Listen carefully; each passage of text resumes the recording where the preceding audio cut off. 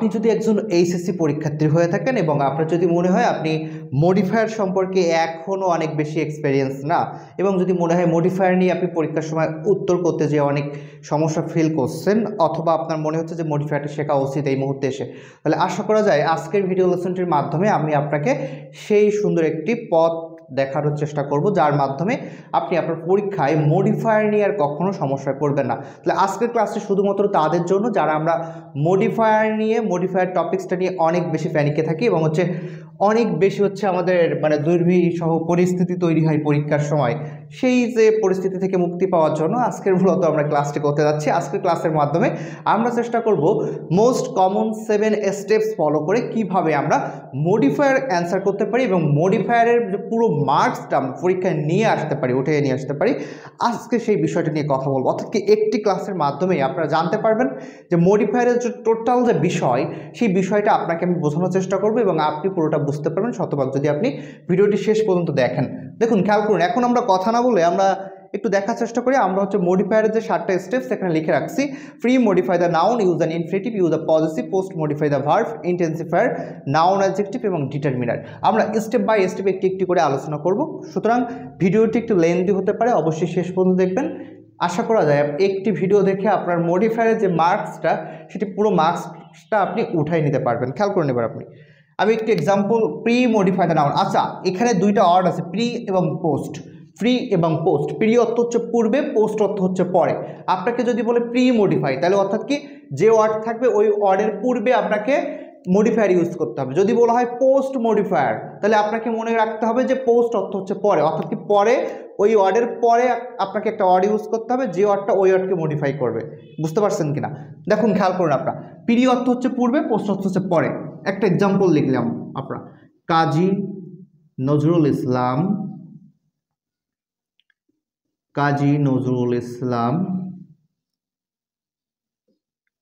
is a poet। আমরা কিন্তু প্রথম যে স্টেপটা তার সে অনুযায়ী কিন্তু আমরা এক্সাম্পল দেওয়ার চেষ্টা করছি। তাহলে কাজী নজরুল ইসলাম ড্যাশ, এখানে পোয়েট আছে। এখানে মনে করুন আমাকে দেওয়া আছে প্রি মডিফাই দ্য নাউন, এই ব্লাঙ্কসে আমাকে বলছে, এখানে লেখা আছে pre modify the noun, bracket দিয়ে লেখা আছে প্রি মডিফাই দ্য নাউন। তাহলে এই নাউনকে আমাকে মডিফাই করতে হবে। কোথায়? এই নাউনের পরে বসাবো নাকি পূর্বে? পূর্বে, অবশ্যই পূর্বে, কারণ আমাকে বলেছে কি প্রি মডিফাই। কি বলেছে? Pre modify. তাহলে প্রি মডিফাই বললে ওয়ার্ডের পূর্বে আমাকে ইউজ করতে হবে। এখন মনে রাখবেন যে এটি অবভিয়াসলি কি একটা নাউন, তাই না? আমাকে বলে দিচ্ছে যে প্রি মডিফাই দ্য নাউন, তাহলে নাউন যেহেতু বলেছে, তাহলে অবশ্যই আমাকে এখানে একটা কি ইউজ করতে হবে? অবশ্যই একটা অ্যাডজেক্টিভ ইউজ করতে হবে। এখন এই সেন্টেন্সটার সাথে কোন অ্যাডজেক্টিভটা বসালে প্রপার মিনিং দেবে? অবশ্যই আমরা যদি এখানে বলি Kazi Nazrul Islam is a famous poet, famous poet বললে কিন্তু হচ্ছে। তারপরে যদি আরও সুন্দর হয়, যদি আমি বলি Kazi Nazrul Islam is A rebel poet, বিদ্রোহী কবি, তাই না? কাজী Nazrul Islam is A rebel poet. তাহলে দেখুন, অর্থের সাথে আপনার বাক্যটা কিন্তু আরও সুন্দর, বেশি মিনিং দিচ্ছে, তাই না? পুরো সেন্টেন্সটার সাথে আমরা যখন রেবেল লিখছি তখন কিন্তু সুন্দর একটা মিনিং দিচ্ছে। সুতরাং আপনি যদি প্রি মডিফাই বলে দ্য নাউন, তাহলে নাউনের পূর্বে আমরা এভাবে ইউজ করব। আচ্ছা, এরপর আসুন ইউজ অ্যান ইনফিনিটিভ। আচ্ছা, ইনফিনিটিভ বলতে আমরা কি বুঝি? ইনফিনিটিভ বলতে আমরা বেসিক্যালি বুঝি টু প্লাস ভার্বের বেস ফর্ম বা টু প্লাস ভার্বের V1, তাই তো? আচ্ছা, এখানে যদি আমি লিখি একটা এক্সাম্পল দেখুন, some proper steps should be taken corruption. আমাকে এখানে বলা হচ্ছে যে ইউজ অ্যান ইনফিনিটিভ। আমাকে যদি পরীক্ষার সময় কোথাও বলা হয় ইউজ অ্যান ইনফিনিটিভ, তাহলে ইনফিনিটিভ বললেই বুঝবেন আপনাকে টু প্লাস ভার্বের বেস ফর্ম ইউজ করতে হবে। এখন টু প্লাস ভার্বের বেস ফর্ম আপনি কীভাবে বসাবেন? ওই সেন্টেন্সটা পড়বেন, পড়ার পরে বুঝবেন যে কোন ভার্বটার সাথে টু যোগ করব এবং কোন ভার্বটা বসালে। আমি যদি এখানে বলি টু গো, যদি লিখি টু গো লিখলে কি বাক্যটা প্রপার মিনিং দিচ্ছে? Some proper step should be taken to go corruption. হচ্ছে না কিন্তু। আমি যদি লিখি এখানে টু স্টপ, দেখুন তো প্রপার একটা মিনিং দিচ্ছে, অর্থাৎ কি আপনাকে সেই ধরনের ওয়ার্ড নিতে হবে যে ওয়ার্ডটা হচ্ছে প্রপার মিনিং দেবে। আপনি প্রথমত বুঝবেন যে ইনফিনিটিভ বলছে মানে 2+v1, তাহলে আপনি কিন্তু বুঝে যাচ্ছেন। অর্থাৎ কি পরীক্ষার সময় মেইন যে আমাদের যে বিষয়টা, পরীক্ষার সময় আমরা যদি টপিক্সটা বুঝে অ্যান্সার করতে পারি, সেজন্য আগে হচ্ছে আমাদের আইডিয়া ক্লিয়ার রাখতে হবে। তাহলে ইউজ অ্যান ইনফিনিটিভ, ইনফিনিটিভ বললে আমরা 2+v1 ইউজ করবো। ওকে, আচ্ছা এরপরে আমরা আসি ইউজ আ পজিটিভ। আচ্ছা পজিটিভ বলতে কি বোঝায়? পজিটিভ বলতে দেখুন আমরা সবাই জানি যে হচ্ছে I, me, my, we, us, our, তারপর হচ্ছে হি, হিম, হিজ, এরকম শি, হার, হার দিয়ে them, their, you, you, your, এগুলো আছে অনেকগুলো। এখানে হচ্ছে এই যে প্রথম যে পার্টটা দেখছেন এটি হচ্ছে আমাদের সাবজেক্ট ফর্ম, এসে লিখলাম সাবজেক্ট। দ্বিতীয় যে ফর্মটা দেখছেন এটি হচ্ছে আমাদের অবজেক্ট ফর্ম। তৃতীয় লাস্ট যে ফর্মটা দেখছেন এটি হচ্ছে পজিটিভ ফর্ম। তাহলে আপনাকে যদি পরীক্ষার সময় বলা হয় ইউজ এ পজিটিভ, তাহলে আপনি কি ইউজ করবেন? অবশ্যই হচ্ছে এই পার্টটা ইউজ করবেন। এবং কোন পজিটিভ ইউজ করবেন সেটা হচ্ছে সেন্টেন্সের অর মিনিং অনুযায়ী আপনাকে ইউজ করতে হবে। দেখুন তাহলে পজিটিভ বলতে কোনগুলোকে বোঝায়? মাই, আওয়ার, ইয়োর, হিজ, হার, দেয়ার, এগুলোকে মূলত হচ্ছে আমাদের কি বলা হয়? পজিটিভ বলা হয়। এই যে এখান থেকে এগুলোকে আমাদের মূলত পজিটিভ বলা হয়। মাই, আওয়ার, ইয়োর, হিজ, হার, দেয়ার, এগুলোকে আমাদের পজিটিভ বলা হয়। তাহলে এই পজিটিভগুলো আমরা দেখলাম। এবার আসুন, এবার যদি আমাকে একটা এক্সাম্পল দেখি, এক্সাম্পল দেখলে হচ্ছে আশা করা যায় আমরা ক্লিয়ার একটা ধারণা পাবো। যদি লিখি দিস ইজ গ্র্যান্ডফাদার হাউস। এখন আমাকে বলছে যে ইউজ আ পজিটিভ, তাহলে পজিটিভ ইউজ করতে বলছে, তাহলে আমি অবশ্যই কি লিখবো? This is my grandfather house. আমি কি এখানে লিখবো this is I grandfather house? লিখতে পারবো না তো, তাই না?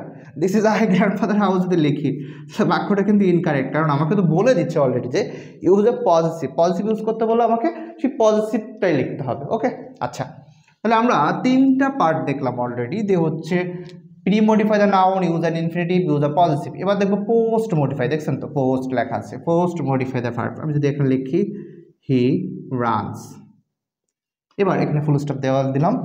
আমাকে বলছে এই অর্ডের পরে এখানে লেখা আছে পোস্ট মডিফাই দ্য ভার্ব। তাহলে পোস্ট অর্থ কি? পরে। কার পরে? এই যে ভার্বের পরে। এখন ভার্বকে মডিফাই করতে পারে কে?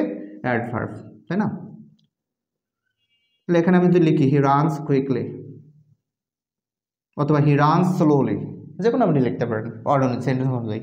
হি রানস কুইকলি যদি আমি লিখি তাহলে দেখুন তো অ্যাডভার্ব, আমি এখানে কি লিখলাম? অ্যাডভার্ব। তাহলে হি রানস কুইকলি অ্যাডভার্বটা লিখলাম। এখানে হচ্ছে পোস্ট মডিফাই বলছে, তাহলে পোস্ট অর্থ কি? এই ভার্বের পরে ইউজ করতে হবে। এখন ভার্বকে কে মডিফাই করতে পারে? অ্যাডভার্ব মডিফাই করতে হবে। দেখুন তো কুইকলি অবভিয়াসলি একটা অ্যাডভার্ব, তাই না? তাহলে দেখুন আমাদের সেন্টেন্সের মিনিংয়ের সাথে আমাদের স্ট্রাকচারের যে মিনিং সেটাও কিন্তু মিলে যাচ্ছে, তাই না? তাহলে সেক্ষেত্রে আমাদের কিন্তু শতভাগ কিন্তু কারেক্ট হচ্ছে। এবার আসুন সব থেকে সহজ একটি পার্ট, যে হচ্ছে ইনটেন্সিফায়ার। দেখুন ইনটেন্সিফায়ার মূলত শব্দটা হচ্ছে আমাদের ইনটেন্সিফাই, তাই না? কোনো কিছুকে তীব্রতা দান করতে। আমি যদি বলি একটি বাক্য যদি লিখি, আমি সাপোজ যদি লিখলাম হি ওয়ার্কড হার্ড, আমাকে বলা হচ্ছে এখানে ইনটেন্সিফায়ার ইউজ করতে। এখানে কি বলা হচ্ছে? যে ইনটেন্সিফায়ার ইউজ করতে বলছে, ইনটেন্সিফায়ার। আপনাকে যদি পরীক্ষার সময় ইনটেন্সিফায়ার ইউজ করতে বলে তাহলে 99% ক্ষেত্রে আপনি ভেরি ইউজ করতে পারবেন। কি ইউজ করতে পারবেন? ভেরি। বাদ বাকি ক্ষেত্রে আপনি এনাফ ইউজ করতে পারবেন। তাহলে দেখুন পরীক্ষার সময় ইনটেন্সিফায়ার আসলে কি মার্ক চলে যাওয়ার সম্ভাবনা আছে? সম্ভাবনা কিন্তু নাই, কারণ আপনি ভেরি ইউজ করবেন। হি ওয়ার্কড ভেরি হার্ড, হি ওয়ার্কড ভেরি হার্ড, অর্থাৎ কি কোনো কিছু তীব্রতা দান করতে, কোনো কিছুকে অতি বেশি হচ্ছে হাইলাইট করার জন্য তীব্রতা দান করতে আমরা মূলত এখানে আমরা ভেরি শব্দটি ইউজ করি। তাহলে হি ওয়ার্কড ভেরি হার্ড এখানে হচ্ছে ইনটেন্সিফায়ার হিসেবে ইউজ করলাম। এবার আসুন নাউন অ্যাডজেক্টিভ। নাউন অ্যাডজেক্টিভ বিষয়টা কি দেখি একটু আমরা। নাউন অ্যাডজেক্টিভ বিষয়টা হচ্ছে যেমন আমি যদি বলি ট্রি, দেখুন ভালো করে একটু বোঝার চেষ্টা করুন। ট্রি ট্রি অবশ্যই একটা কি নাউন, তাই না? এখন আমি যদি বলি ম্যাঙ্গো ট্রি, এটাও একটা কি নাউন। আলাদা করে আমি ম্যাঙ্গোকে আলাদা জায়গায় লিখলাম, এখানে ট্রিকে আলাদা লিখলাম, তাহলে উভয় কিন্তু নাউন।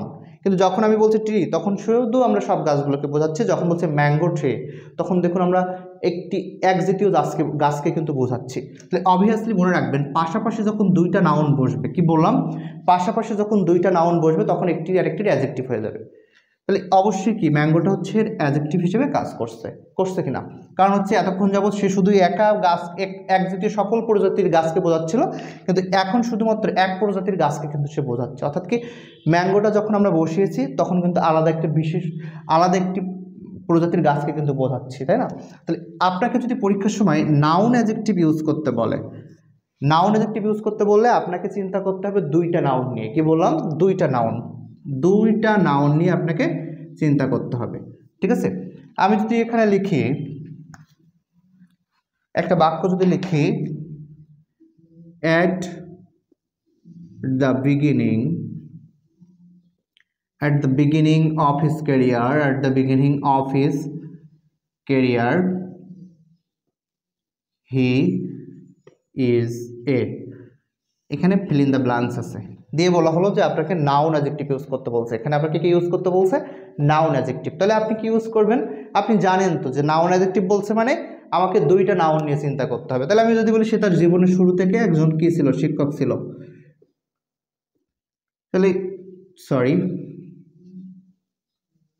তাহলে দেখুন, আমরা যদি বলি এখানে at the beginning of his career he is a teacher, এখন টিচার বললে কি হচ্ছে? শুধু হচ্ছে না, কিন্তু আমাকে বলতে হবে স্কুল টিচার বা যে কোনো কিছু। অর্থাৎ কি আমাকে দুইটা নাউন নিয়ে চিন্তা করতে হবে।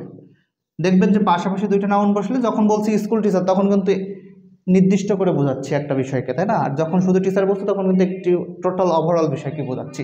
তাহলে আপনাকে যদি নাউন অ্যাডজেক্টিভ ইউজ করতে বলে তাহলে আপনি চিন্তা করবেন দুইটা নাউন নিয়ে, ঠিক আছে? তাহলে নাউন অ্যাডজেক্টিভ মাত্রই আমরা দুইটা নাউন নিয়ে চিন্তা করব। এবার আসুন সর্বশেষ যে পার্টটা আছে ডিটারমিনার। দেখুন ডিটারমিনারের ক্ষেত্রে আমরা পরীক্ষার সময় দুইটা কোশ্চেন পেয়ে থাকি, একটা হচ্ছে আর্টিকেল পেয়ে থাকি, আর্টিকেল, আর একটা হচ্ছে ডেমনস্ট্রেটিভ।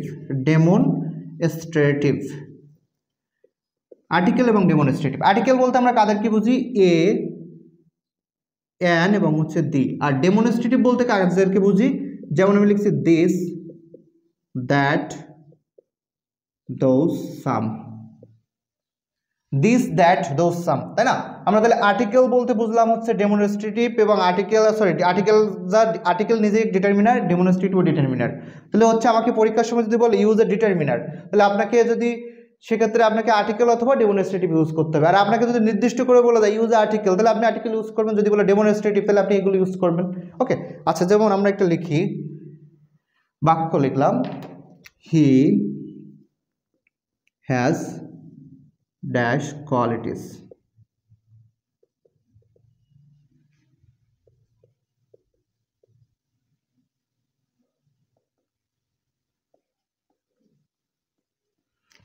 আপনাকে এখানে বলা হলো আপনি হচ্ছে ইউজ এ ডেমনস্ট্রেটিভ, আর এখানে বলা হলো আপনাকে হচ্ছে আর্টিকেল ইউজ করতে। তাহলে আপনি কি ইউজ করবেন?